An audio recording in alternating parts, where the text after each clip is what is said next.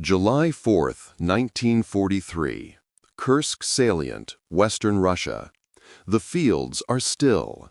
The tall grass bends gently beneath a gray summer wind, and somewhere beyond the horizon, the distant hum of engines stirs the silence.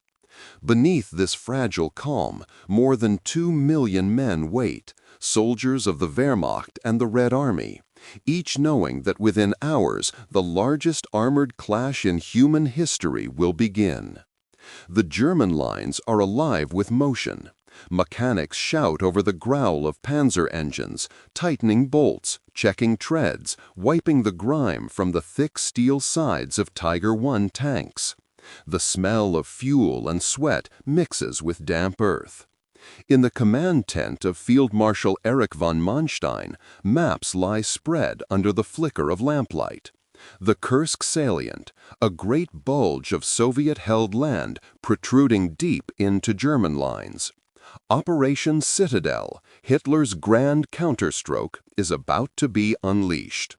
Far to the north, General Walter Model readies his Ninth Army. To the south, Manstein's 4th Panzer Army and Hoth's SS divisions prepare to strike upward toward Prokhorovka.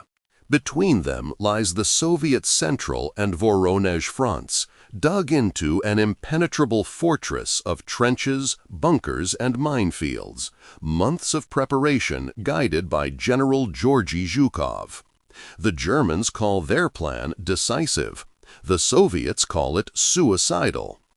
At the front, Corporal Hans Weber, a 21-year-old tank gunner from Munich, watches as his Tiger's barrel is loaded for the first time. The weapon gleams under the early morning sun. 88 millimeters of precision, capable of cutting through a T-34 at over a kilometer. "Tomorrow," his commander mutters, "we strike back." Hans nods, but his stomach tightens. He's heard the rumors that the Soviets know they're coming, and they do. Beyond the German lines, in the villages and woods of the Kursk region, Soviet soldiers brace for the inevitable storm. Commissars whisper encouragements. Artillerymen load shells stamped with factory dates barely 2 weeks old. The T-34 idles near a hedgerow, its turret turning slowly like a restless animal. Lieutenant Ivan Petrov climbs atop it, scanning the horizon through field glasses. "They'll come at dawn," he says quietly. His driver spits into the dirt. Let them come. Above them all, the sky begins to glow, faint streaks of red and orange stretching over the Russian plains. In Berlin, Hitler himself still hesitates. His generals have begged him for months to launch Operation Citadel. But each day of delay has given the Soviets more time to prepare, to dig deeper, to lay more mines. Now, more than 500,000 of them line the salient, a wall of steel and explosives waiting to greet the German panzers. As the night deepens, flares light up the southern horizon. German artillery begins to roll into position. The soft thud of boots and the low growl of engines merge into an ominous rhythm. In every trench, Soviet soldiers clutch their rifles tighter. Somewhere, a Red Army private whispers a prayer. The wind carries the distant sound of engines, hundreds of them, and the faint clatter of tank tracks on the move. 2:30 a.m., July 5th. The first German shells scream through the air. The bombardment begins. Explosions tear open the sky, painting the fields in flashes of fire.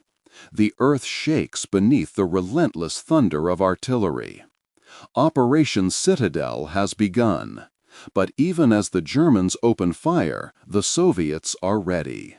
Their own guns answer almost instantly, raining steel on the advancing panzer divisions. It's the opening act of an inferno that will decide the fate of the Eastern Front. Hans grips the turret handle, the vibration of the Tiger rumbling through his chest. "Forward," comes the order. The tank lurches ahead, crushing soil and barbed wire beneath its treads. Ahead, the horizon burns. In the Soviet trenches, Petrov covers his ears as the air shreds with noise. The night turns to chaos, tracer fire, explosions, shouts in German and Russian blending into a single storm of sound. "Hold the line," someone screams. But already men are falling, the ground shaking as hundreds of tanks roll closer. The first phase of the Battle of Kursk has begun, and in the fields of Russia, history itself is about to turn. July 5, 1943, dawn. The sun rises over a world on fire. The early light bleeds through black smoke as the German offensive roars to life across the Kursk salient. From north and south, the sky vibrates with the hum of thousands of engines, Panzer IVs, Tigers, Panthers, their steel treads grinding against the earth. Above them, Junkers Ju-87 Stukas dive through the haze, sirens screaming, dropping their deadly cargo onto Soviet trenches. The ground trembles. The smell of oil, smoke, and burning grass fills the air. For miles, the battlefield is alive, a storm of steel and flame.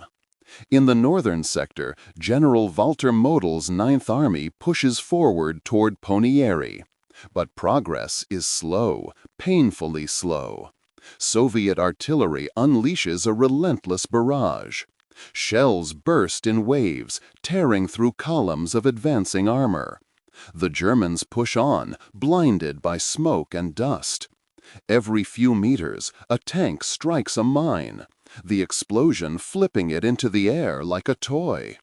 Infantrymen dive for cover, crawling forward under machine gun fire. Model's men soon realize they're not facing a front, they're fighting a fortress. The Soviets have dug deep, 8 defensive belts, each lined with trenches, bunkers, and anti-tank obstacles. For every mine cleared, another 5 lie waiting. Every ridge hides a gun, every ditch a trap. Meanwhile, in the southern front, the SS Panzer divisions of General Hoth move toward Prokhorovka. The elite Leibstandarte, Das Reich, and Totenkopf divisions lead the charge.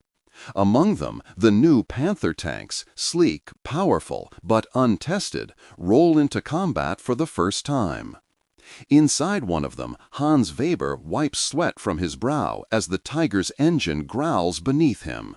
"Range, 1,000 meters," shouts his commander. Through the gun sight, Hans spots a Soviet T-34 darting from behind a ridge. He exhales, presses the trigger. The recoil kicks hard. The round tears through the air, striking the T-34 squarely. Flames erupt from its turret. Hit confirmed. The crew cheers briefly, but their joy fades as Soviet shells whistle back in reply. The Soviets refuse to break. From every hidden trench, ZIS-3 anti-tank guns open fire. The T-34s swarm from behind tree lines, darting between burning hulks, firing on the move. Air cover swoops overhead, Il-2 Sturmovix, the flying tanks of the Red Air Force, blasting German armor with rockets. Lieutenant Ivan Petrov, crouched behind a knocked-out T-34, screams over the chaos, "Forward! Keep firing!" He reloads his 76mm gun, mud and smoke covering his face. Around him, men shout, die, reload, and shout again. The ground is littered with twisted steel and shattered helmets. By midday, the battlefield has become a furnace. Temperatures climb past 30 degrees. The smell of burning rubber and diesel thickens the air. The noise, constant, crushing, seems to have no end. Despite Soviet resistance, the German southern spearhead pushes through the first defensive belt. Hundreds of tanks press forward, leaving behind smoking craters and broken bodies. The SS divisions advance nearly 10 kilometers in the first day. a brutal cost for every meter gained. At the same time, in Moscow, Stalin receives reports from the front. "How long can they hold?" he asks Zhukov. The marshal studies the telegrams, his face unreadable. "They will hold," he says simply. "Then they will strike." That night, the battlefield glows with a dull red light. The noise never stops, distant shell fire echoing like thunder. Medics drag the wounded from the fields. Crickets chirp somewhere in the dark, drowned beneath the rumble of tanks repositioning for the next day's assault. Hans cleans the barrel of his Tiger, his hands trembling slightly. He's lost 3 friends since morning. The Tiger is unstoppable, yes, but even steel has limits. "They said this would be easy," he mutters. His commander doesn't reply. Outside, lightning flashes across the horizon, or maybe it's just artillery again. On the other side, Petrov sits beside a wrecked T-34, his uniform torn and face blackened with soot. "They keep coming," he whispers. His comrade hands him a tin cup of water. "Then we keep fighting." Both armies dig in for the night. The first day of Operation Citadel has ended, and neither side has won. But beneath the smoldering plains of Kursk, the momentum of war is shifting. The Germans don't know it yet, but they've already lost something they can't replace: time. The Soviet counterattack, turning the tide. July 10–11, 1943. The steppe burns. 5 days have passed since the Germans launched Operation Citadel. Their armored spearheads claw deeper into Soviet lines, but progress slows with every hour. The minefields, the ambushes, the sheer weight of Soviet fire, it all grinds them down. Engines overheat, treads snap, and ammunition runs thin. Yet the Germans press on, desperate to break through before Soviet reserves arrive. And now the reserves are coming. From the east, dust clouds rise above the horizon. The 5th Guards Tank Army, under General Pavel Rotmistrov, is on the move. 800 tanks and self-propelled guns rumbling west toward Prokhorovka. Among them are hundreds of T-34s, fast, maneuverable, battle-hardened. Their crews know what awaits: the largest armored clash in history. That night, Rotmistrov gathers his officers around a map. The flickering lamplight dances across their tired faces. "The enemy has advanced too far," he says. "Tomorrow we strike back. We will not wait. We will ram them head on." Silence fills the tent. Then a firm voice answers, "Yes, Comrade General." For the motherland. July 12, 1943. The Battle of Prokhorovka. Dawn. The air hums with tension. As the first light creeps over the steppe, over 1,200 tanks and armored vehicles from both sides line up across a narrow battlefield barely 6 kilometers wide. The German SS Panzer Corps holds the ridges to the west, tigers and panthers poised like steel beasts. On the eastern slopes, Rotmistrov's T-34s idle in formation, engines roaring, exhaust thick in the air. Crews cross themselves, kiss icons, or mutter silent prayers. A red flare arcs into the sky. "Za Rodinu!" For the motherland! And the earth explodes. Hundreds of Soviet tanks surge forward at once, kicking up a storm of dust. The thunder of engines drowns out all sound. German gunners scramble to aim, their optics clouded, their radios bursting with panic. A Tiger fires, a T-34 bursts into flames. Another T-34 slams into it, pushing the burning wreck aside without stopping. At ranges of 100 meters, even pistols are drawn.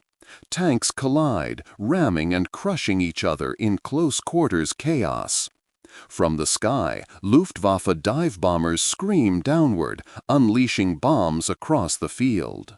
Moments later, Soviet Il-2s descend in retaliation, blasting German armor with rockets and machine gun fire. Smoke pillars twist into the sky. The battlefield becomes a living inferno.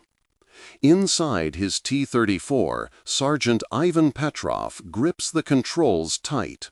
His vision is blurred from smoke and dust. "On the right, Tiger!" shouts his gunner. Ivan swings the turret, fires. The shell ricochets harmlessly. Again! A second shot. This time, the Tiger's track shatters. Flames burst from its side. Petrov exhales, only to see another Tiger advancing through the smoke. He barely has time to react before the world erupts in white light. Elsewhere, Hans Weber's Tiger tank grinds forward.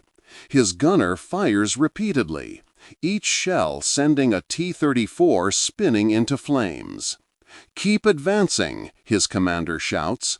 But Hans knows, it's not victory, it's survival.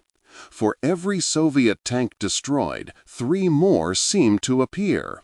The radio is filled with static and screams. They're everywhere. By midday, the battlefield at Prokhorovka is unrecognizable. Over 300 tanks burn, their black smoke spiraling miles high. The smell of scorched metal and flesh fills the air. The ground is churned into mud, oil, and blood. At a 1.0 pace, the Germans hold their positions, barely. But the offensive momentum is gone.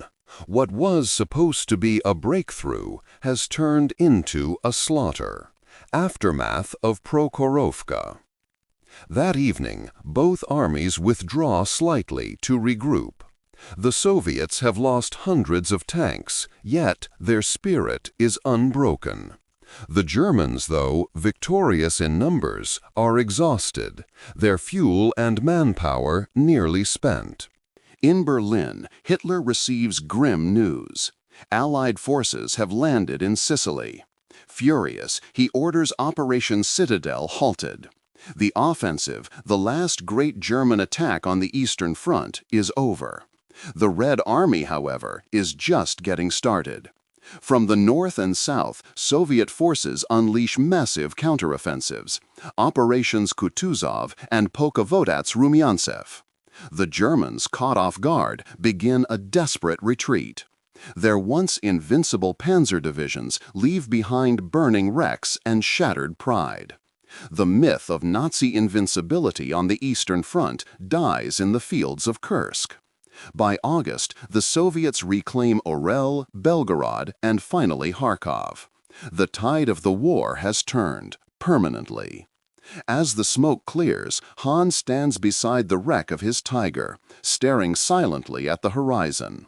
Around him lie hundreds of blackened hulls, friend and foe alike. He mutters quietly, "We were supposed to win this war." Far away, Ivan Petrov limps across the same field, exhausted but alive. He looks at the rising sun and whispers, "We held the line."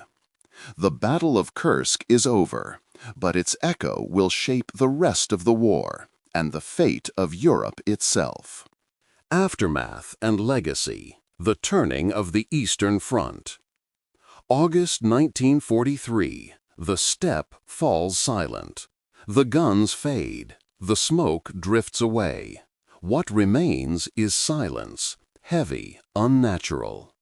The battlefield of Kursk stretches endlessly, littered with the twisted carcasses of tanks and the scattered remains of men who will never return home. Over 2 million soldiers, 6,000 tanks, and 4,000 aircraft had clashed in this single brutal confrontation. It was, and remains, the largest armored battle in human history. The strategic collapse. In Berlin, the failure of Operation Citadel sends shockwaves through the German High Command. Hitler, once so confident in his armored spearheads, now rages behind closed doors. He blames his generals, Model, Manstein, even Guderian, for what he calls hesitation.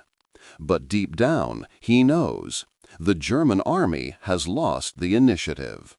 The Wehrmacht's tank divisions, once feared and unstoppable, now reel backward under constant Soviet pressure. Factories in the Reich struggle to replace lost panzers. Their steel, their oil, their men are gone. And the Eastern Front, that vast, unforgiving frontier stretching from the Baltic to the Black Sea, begins to shift, east to west, like a red tide rolling toward Germany, the Soviet advance. For Stalin and his commanders, Kursk is not just a victory, it is vindication. After years of retreat and devastation, the Red Army has proven that it can stand, fight, and win. Marshal Zhukov, in his report to the Kremlin, writes, "The German offensive has been broken, their armored might has been destroyed, the initiative is now ours." And indeed it is. In the weeks following Kursk, Soviet armies surge forward in a relentless series of offensives. Operation Kutuzov retakes Orel. Operation Rumyantsev liberates Belgorod and Kharkov. For the first time since 1941, German forces are not just stopping Soviet attacks, they are running from them. Cities once marked by German banners now fly the red flag of the USSR. Civilians crawl out from hiding, thin, starving, eyes hollow, to greet the liberators. For them, the war is far from over, but hope flickers anew. The human cost. But victory comes at a price. Across the Kursk salient, the ground itself seems to mourn.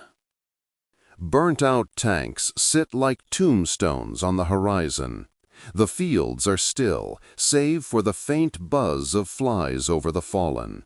Entire Soviet brigades have been wiped out in hours. German units, some of the best in Hitler's army, are reduced to shadows of their former strength. In a letter never delivered, Lieutenant Hans Weber, whose Tiger burned at Prokhorovka, had written, "They said we would crush them quickly, but they are endless. The steppe itself fights for them.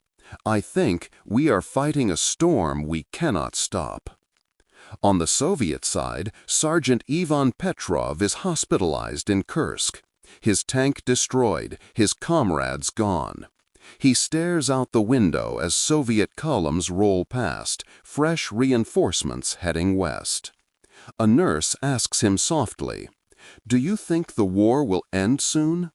He hesitates, then answers, "No, but after Kursk, I think we will win." Global ripples. News of Kursk spreads beyond the Eastern Front. In London, Churchill calls it the greatest armored clash of all time. In Washington, Roosevelt's staff reads the intelligence reports with satisfaction. The Red Army has turned the tide. Even in occupied Europe, whispers begin, "The Germans are not invincible." For the Allies, Kursk is more than a battle, it is a signal. While Soviet tanks smash through the Wehrmacht in the east, Allied forces advance from the west and south. North Africa is liberated, Italy invaded, and soon plans for D-Day take shape. The noose around Hitler's Reich tightens. Legacy. The Battle of Kursk marks the final German offensive on the Eastern Front, their last gamble to seize victory in the East. From this moment onward, Germany fights defensively, retreating step by step toward Berlin.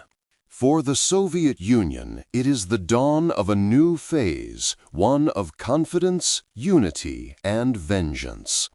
Kursk becomes a symbol, carved into history, taught in schools, remembered in monuments, whispered by veterans as the battle where the tide of the war changed forever. The echoes of Prokhorovka, of the steel thunder and burning skies, remain, not as the story of victory alone, but as a monument to sacrifice, to the millions who fought and the countless who never returned. As the sun sets over the vast Russian steppe, a lone figure, Ivan Petrov, walks among the wrecks of Kursk. He places a small flower beside a ruined tank, dusts off the Soviet star on its turret, and whispers, "This is where it turned. This is where we began to win." The wind sweeps through the silent fields, the ghosts of the past fade into the horizon, and history moves forward, forever changed.